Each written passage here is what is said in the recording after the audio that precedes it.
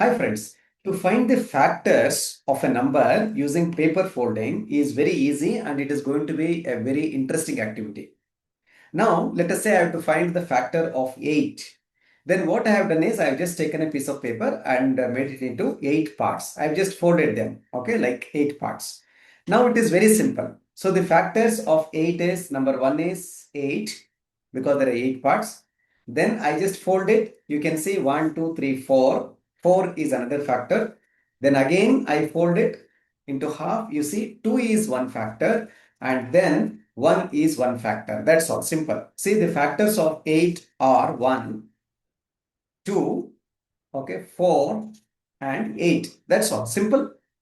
Now take your own numbers and try to find the factors using this paper folding method. It will be very exciting for you and for your students also. Thank you so much for watching. Thank you.